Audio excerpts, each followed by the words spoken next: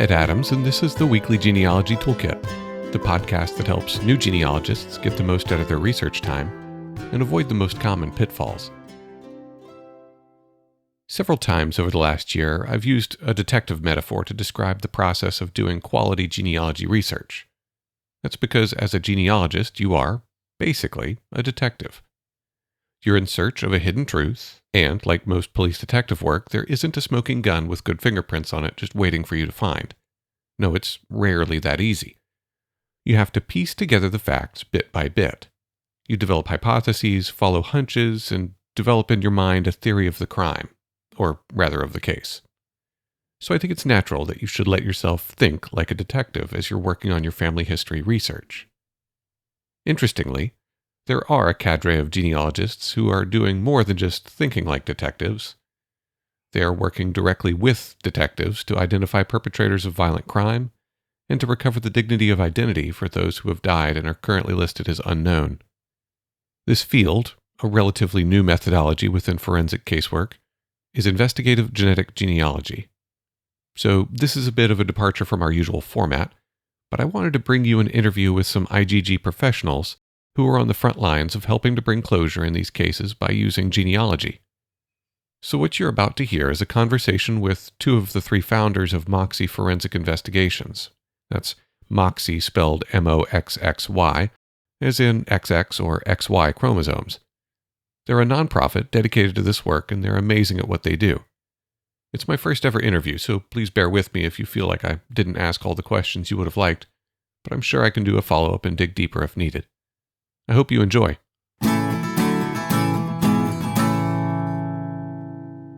Kaycee, thanks so much for joining us today. I think what Moxxy's doing right now is fascinating and exciting. I felt like I really couldn't pass up the opportunity to have you guys on the microphone before I start transitioning the format of the podcast. Now, I've already done an introduction for you guys, but I wanted to hear in your own voice, if you could just sort of go through real quick and give me your name, what you do for the company, and if you have one, you can offer up a quick little genealogy tip that you think a beginner might find useful. Katie, if we could, let's start with you. Hi, my name is Katie Thomas. I am an investigative genetic genealogist, co-founder and business manager for Moxxy Forensic Investigations. And a tip, take advantage of local libraries and repositories for your research. Don't rely solely on the internet. There's a lot of great resources out there that you can glean information from. That's a good one. I think librarians are some of my favorite people. Me too. I will often ask them questions that I know they don't have the answer to, but librarians are really good at finding answers. They are. They're incredible. Great resource. Okay. Kaycee. I'm Kaycee Connelly. I am an investigative genetic genealogist, one of the three co-founders, the social media and marketing and financial manager. And one of the tips that I would give is don't forget to think outside of the box. Yeah, no, I think there's a pretty set. So when you get started on a new project, there are like the well-trodden steps of getting started. And then when you hit that first speed bump or brick wall or whatever, the first thing I want to do is kind of go back and retrace my steps. How did I get to this brick wall? But more often than not, what you end up having to do is sort of like fan network or do something. You have to circle your way around this obstruction, because if it was easy, someone would have already found the answer, right? It would already be in someone else's tree. And the fact that it's not is an indicator that it's going to be a challenge. Mm-hmm. So, okay, good tips. So, the audience, probably, I'm sure there's plenty of people out there who are familiar with IGG, investigative. That's a hard word to say, just so you guys know. I practiced that yesterday. Investigative genetic genealogy. But there's probably a lot of people who are either unfamiliar or have only sort of heard it used and they're not really sure what it is. So what exactly is IGG and how long has it been in use? So IGG, Investigative Genetic Genealogy. So genetic genealogy is building out your trees, your family history based upon your DNA. And so that's been going on for at least 20 years. There's been lots of surname projects of people building out their trees and matching other DNA matches and seeing what they can get from that information. But investigative genetic genealogy is the use of genetic genealogy to identify Jane and John Does or perpetrators of violent crimes. So it's law enforcement, medical examiner type cases. And that's been really in the field. It really came to the forefront with the Golden State Killer case. He was arrested in 2018 from the work of the IgG field. So yeah, no, I remember the Golden State Killer case, and I think that's when I first hearing about that once the conviction was successful. Mm-hmm. Hearing about how they went about catching him really got my attention, because by then I was already well into my experience as a genealogist. But that it was almost like a curtain had been lifted, and something that should have been real obvious to me, that like, hey, we could do this, we could catch criminals with this process. All of a sudden it was lifted, and it did become obvious to me. And then I started paying a lot of attention at that point. How did you guys get into IgG?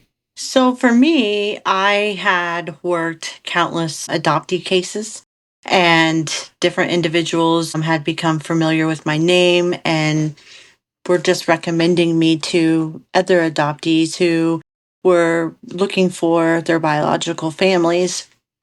And in the process, I was approached by a company, and they asked me if I would ever consider taking my knowledge to the forensic investigative genetic genealogy world. And I said, why not? So I interned with them for about a year and a half and separated from them, and a few months had gone by, and I reconnected with Katie and Olivia, and I said, why are we not working together? We worked so well together during our internship, and we decided to form Moxxy. My story is a little bit different. I grew up in a family of law enforcement and wanted to be a detective my entire life. And then, went to school, got my degree in psychology, wanted to pursue forensic psychology and always crime related. And I ended up becoming an investigative social worker for 10 years, and I love investigations. And then I became a stay-at-home mom and started volunteering for the DOE Network, which is an online database, a volunteer organization that matches missing persons and identified persons. And worked my way up within that organization and really got to know a lot of detectives and the way the community works. And then in the meantime, I've been doing traditional genealogy as a pastime for about 15 years at that point, and saw the opportunity for this same internship that Kaycee became a part of. And I applied for that internship to kind of meld all of my worlds together. And I fell in love with it. So I, the same, did that for about a year and a half, I guess 18 months before graduating from that internship. And then we got together, and the rest is history. So at this internship, that's where the two of you met. And then you mentioned Olivia, who is the third founder of Moxxy. So did you decide to create Moxxy simply because you guys meshed really well and worked really well together, or what was the intent behind creating Moxxy? Well, we wanted to continue to work. We left the internship, we left all the work that we were doing, and we wanted to have the ability to be able to work doing the same kind of cases across the United States. And the only way to really do that and do that well is to have your own company, your own organization. So because the three of us, we got along so well, we worked great together, we felt like this was the best avenue for us to continue working in this field together. And when did you guys get started? We started Moxxy June of 2022. Okay. And I have been paying close attention, and so I'm familiar with the fact that although you guys have not maybe been in business all that long, you've already started to establish a name for yourself. Now, full disclosure, okay, I feel like I need to be a little bit honest with the listener and let them know that, yes, I am interviewing Katie and Kaycee from Moxxy, who are fascinating people from a fascinating company, but they are also my bosses, because I have been working with Moxxy since September. But that's why I say I couldn't turn up the opportunity to interview them, because this is something that, as an outsider up until recently, I have been so fascinated with. I wanted the opportunity to have some dedicated time to pick the brain. So I have my own opinion on this question, but I'm interested in your thoughts on this, because you've got a lot more experience with the company and the business. Is there something that makes Moxxy unique within this world? So there are a number of companies that do what Moxxy does. What makes Moxxy different? There are several things that make Moxxy different than maybe the next company. It is because we always work with compassion. Every single case that we work, no matter the difficulty, we put the same amount of time and energy into every single case. We have several cases that we consider long haul cases. A lot of these cases have never been picked up or even looked at from other companies, and it's no fault of their own, but Moxxy feels that these individuals deserve that opportunity just as much as the easiest case. So I think that's one thing that really makes us stick out is we aren't afraid of that challenge, and we actually invite a challenge. And I don't really believe that when we first initially started the company, that was not like on our radar. We did not say, you know what, we're going to go after only the difficult cases. And that's all we want to work, is we will gladly accept an easy case. You mentioned long haul cases, the term long haul. So that's something that I read recently in a blog that I was reading that was specifically talking about Moxxy's work. What makes a case a long haul case? And was that a purposeful decision that Moxxy wanted to lean into these things, or have you just found your space there? I don't believe we had ever set out to be the company that only wanted to work long haul cases. We work these cases because these individuals are individuals. They are somebody's sons, daughters, brothers, sisters, mothers, fathers, and they deserve a chance to have their name returned to them just as much as the next person does. A long haul case for me would provide very low matches, underrepresented families in the databases that we're able to use, endogamy, lack of records. Those would be the main things that would consider a case a long haul case. So what are some of the populations that are more challenging? So I mean, you mentioned endogamy, but I know that DNA testing, commercial DNA testing, has been around for some time now, but I feel like there are categories of people who are more oriented towards wanting to do that, which probably leads to some victims or some unknown suspects being more challenging to detect through IgG, simply because the population of people from that people group who have tested is limited. Is that something you guys have experienced? Absolutely. Yeah. And there are so many people out there who have taken a consumer DNA test at Ancestry or 23andMe. Unfortunately, investigative genetic genealogy companies are not able to utilize those databases. And so we have to rely on the main database that we use is GEDmatch, and it has a very, very small percentage of uploaders compared to Ancestry or 23andMe. So it's getting that information out there to individuals, how to download their DNA, the possibility of downloading their DNA, and then getting it uploaded into GEDmatch, and the benefits that can happen because of those extra steps that they take. And sometimes people just are not comfortable doing those extra steps. They are not interested in putting their DNA into databases that can be accessed by law enforcement. And we respect that. We want people to feel comfortable when they're submitting their DNA anywhere. We don't want them to feel uncomfortable. Yeah, so I think you touched on something that I felt initially when I remember reading about the Golden State Killer case, because I had already done my DNA testing at that point some time before. And I don't think that the news story was not very nuanced when it was talking about how this was done. It just talked about consumer DNA testing, finding matches, and that's how they convicted this killer. And all of a sudden, like, my eyebrows raised, and I was like, "Wait, what? My DNA is doing what?" And I had to sort of do some reading and figuring out, oh wait, no, okay, so this is something I would have to opt into. But that caused me to, I think, to do a little of my own soul searching myself and say, okay, so like, I'm the owner of my genetic information. What do I want that information to be doing for me? Because right now, all it's done has been to give me a little map of where my people come from through history and to give me a couple of matches. Is there something more important that it could be doing? So ultimately, I made the decision, yes, that there is something more important that DNA information could be doing. But no, I agree. It's a decision that every individual has to make on their own. And I go back to when you upload your DNA into GEDmatch, it's not like you're putting your DNA in there to potentially convict or help convict your brother of a crime, but the DNA may allow us to rule out certain lines. And so that helps us not spend hours and hours in a corner that we shouldn't be spending time in.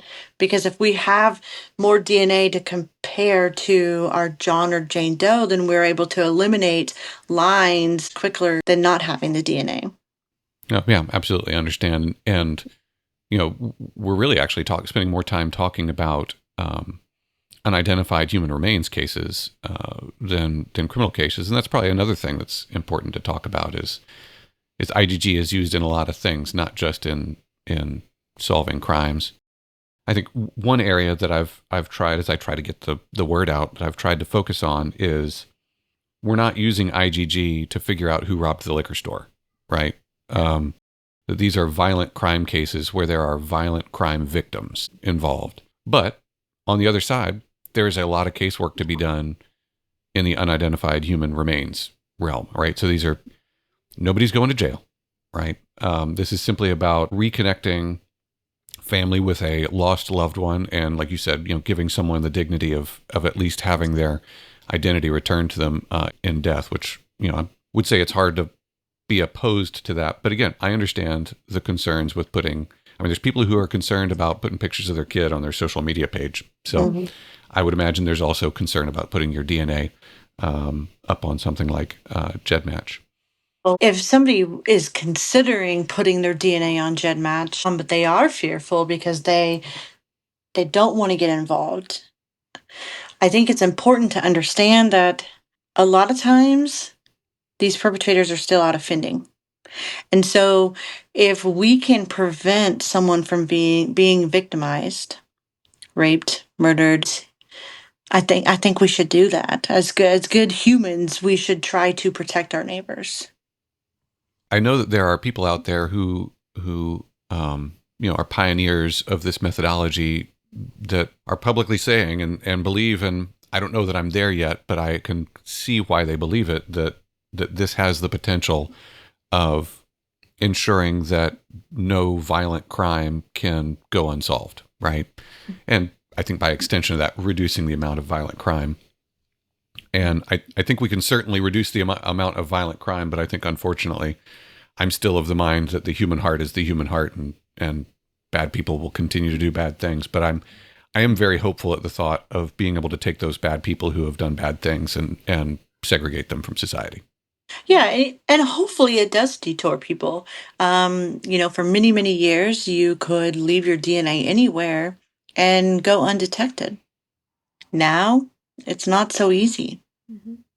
Yeah, I think, we talked earlier about, we had a little discussion before clicking record about podcasts we like to listen to. And I had mentioned that I'm a fan of DNA ID. And I think one of the things that I really like about how she concludes her episodes is just giving a warning to criminals out there that, we may not have caught you yet, but you're going to get caught.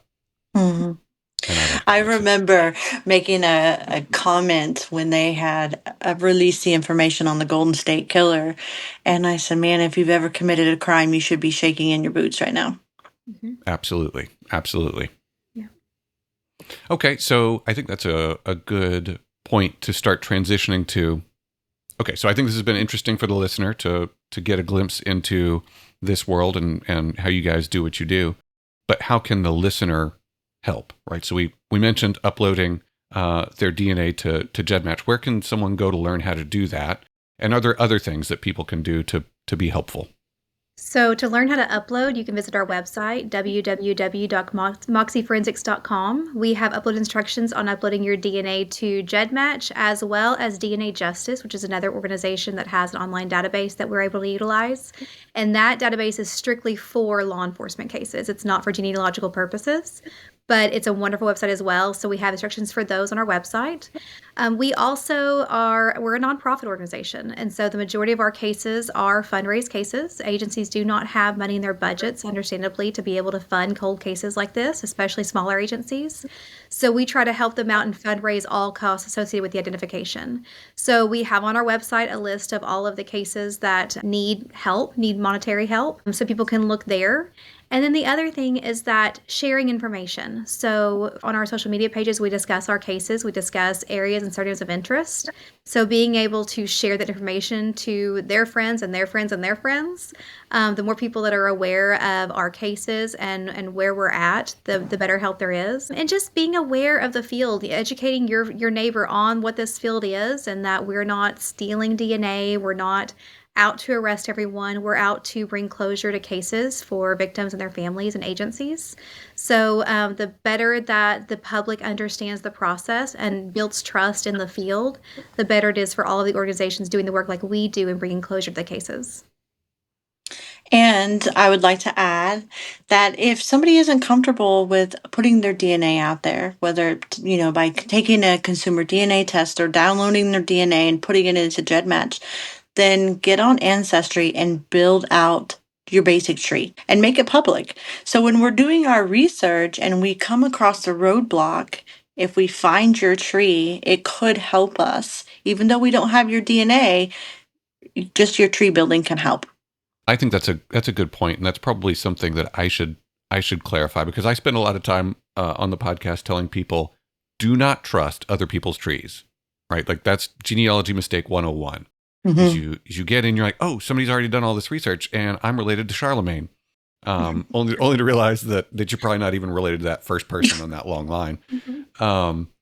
But when you are working with so many matches simultaneously, right? When you're looking at hundreds of matches, you're going to gravitate towards the ones who've already built out their trees. And, we can confirm and deny the stuff that they already have in their trees. But if they've already done some of the work, it can significantly help in the process. So that's a good point. I hadn't even thought about that. And just basic information, parents, grandparents, just that information alone is huge to somebody who's doing research. And, Ancestry can always change their business practices, but as it currently stands, you can create a free account. Don't have to subscribe to Ancestry. You can build your tree with as much as you know. You won't be able to access all of the sources to continue building your tree unless you subscribe. But you just 15 minutes of your time, you could build a quick basic tree and help people. Especially somebody who has a very common name. If we're working on somebody, say, like John Smith, and there's 2,500 in the United States, but we have a focus on, say, the state of Georgia, then if we find Mary Smith, who has a dad named John Smith, who's in Georgia, that could help us narrow down some of our research. Awesome. Well, hopefully people will be interested in helping, because this is something that I have become really passionate about and thought, there's probably a reason that I oriented towards genealogy earlier on in my life. And now it's time to do something useful with it, other than, now, not to say that genealogy isn't useful outside of IGG. I think it's been incredibly rewarding for my life, exclusive of any criminal research. But I think this is a way to really expand the benefit of something that I already enjoy. So thanks. I really appreciate you guys coming in and talking about Moxxy. This is something I've really wanted to share with my audience for some time, but I thought, well, let's wait a little bit later. Let me build a little bit more trust with these folks before I throw a microphone in their face. Is there anything that you would like to say in closing before we say goodbye? If you haven't bought Christmas presents yet, you can buy an Ancestry DNA test for anybody in your family. And I think Ancestry has them on sale for $49 right now. So even if you need a stocking stuffer, Ancestry DNA, take the DNA test, upload to GEDmatch. And DNA Justice. And DNA Justice. Awesome. Thanks. That's a great tip. And yes, they are on sale. All right. Thanks again for coming. Thank you. Yeah, thank you. I hope you enjoyed the conversation. They're an amazing group of people who are absolutely dedicated to their mission. If you have any questions that you wish I'd asked, feel free to reach out to me on Twitter @the_WGT_pod or message me over on Facebook. Have a great week. Thanks for listening, and I'll see you next time.